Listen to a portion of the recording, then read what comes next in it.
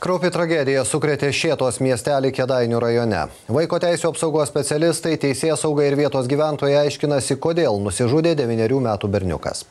Daugiavaikė šeima, kurioje augo ketvirtokas, buvo įtraukta į rizikos sąrašą. Jie nuolat lankydavo socialiniai darbuotojai, bet tragedijos išvengti nepavyko. Taurelės nevengianti motina sako, kad sūnus greičiausiai nepakėlė bendramžių patyčių, o namuose jam neva nieko netrūko. Kaimynai tvirtina priešingai. Šėtos miestelyje gedulas. Vietiniai gyventojai spėlioja, kas pastumėjo 9-metį berniuką drastiškam žingsniui. Ekspertai dar aiškinasi, ar vaikas galėjo pakelti prieš save ranką. Berniukas iš namų išėjo šeštadienio vakarą. Artimieji jo pradėjo ieškoti neišsyk. Esą manė, kad vaikas pas netoliese gyvenančią močiutę. Anot motinos, berniuką 10 valandą važinėjantį dviračiu esą matė kaimynai. Naktį pasigedusi sesuo aptiko negyvą malkinėje. 9-metis vienas iš 2, šeimoje iš viso 7 vaikai. 2 vyresni apsigyveno pas tėvą, 1 mergaitė neįgali, auga Kauno kūdikių namuose. Likusius 14-metę, 3-metį ir nusižudžiusio berniuko bendraamžę sesutę daugiausia prižiūri močiutė. Pasak Kėdainių rajono vaiko teisių apsaugos skyriaus, šeima gyvena iš 2000 litų siekiančių pašalpų. Motina tikina, kad daiktų vaikams netrūko. Tačiau pripažįsta, kad meilės gal ir pagailėjo. Dviračių pripirkti, kompiuterių pripirkti, tai ko dar jam trūko, aš nežinau. Gal draugai iš kantrybės išvedė, nesakė, kad jį labai mušo. Gal ir tai buvo. Mokykloje mušė? Taip, ir mokyklai skriaudė, sakė, sesuo gindavo. Jie dvynukai yra, sesuo yra. Tai sakė, kad jis skriausdavo, visą laiką sakė, portfelius mėtydavo. Gal paprasčiausiai bachūrui gal ir daėdė. Nes aš taip tai netikiu, kad jisai savaime taip sugalvos iš niekur nieko tokių metų vaikas. Čia kažkas pamokinė yra arba jį iš kantrybės išvedė. Jūs pati kaip mama savo kalties visai nejaučiate? Jaučiu, nes todėl, kad gyventi neturėjau kurti, aš nelabai ir kreipiau dėmesį juos. Mokyklos, kurioje mokėsi berniukas, socialinė darbuotoja ir psichologas, kalbėtis atsisakė.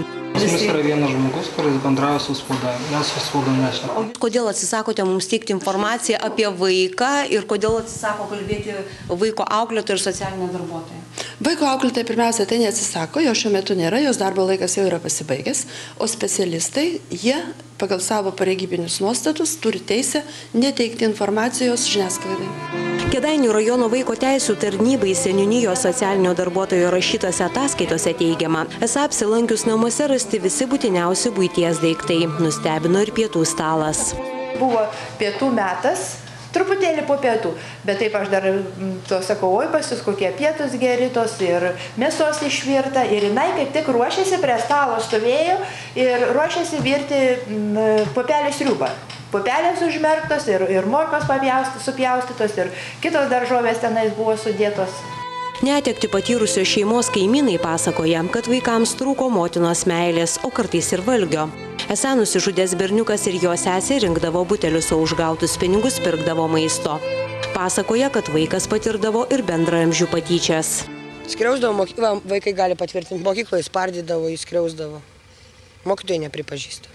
Ateidavo pas mus, prisiglausdavo ir pasikalbėdavo su vaikais pabendrauti ir prie manęs prisiglausdavo, tai mane labai sukrėtė. Aš, pavyzdžiui, kai sužinojau, o mama man parašė jo žinutę, kad pasikorė. Ar teisybė, kad jį pravardžiuodavo, šaipydavosi iš jo? Jo.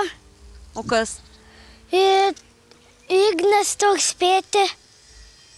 Bet tai visi vaikai prasivardžiuoja. Ar jį labai ir mušdavo? Mušdavo. Kėdainių policija pradėjo ikiteisminį tyrimą vaiko mirties priežasčiai nustatyti. Ar bus kam pareikšti įtarimai dėl privedimo prie savižudybės, prokurorai esą neapsisprendžia. Laukia, ar atsiras liudytojų. Reporterė Edita Norkienė, Kėdainių rajonas, Šėta.